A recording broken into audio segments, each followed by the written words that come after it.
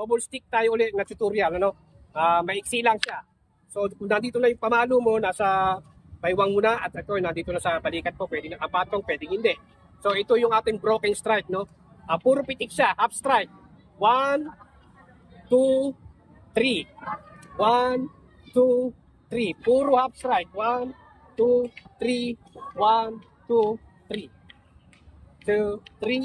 1, 2, 3. Puro siya half strike lang, no? 1, 2, 3. Balik sa balikat. Saksa baywang. 1, 2, 3. Nasa kaliwa na. 1, 2, 3. Nasa kanan.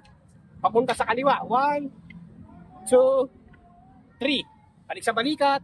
1, 2, 3. Hanggang sa bumilis ka na ng bumilis dito sa ating broken strike or mga pitik. No? Mga pitik na tira siya. Sana po meron kayo natututunan hanggang sa bumilis ka na ng bumilis.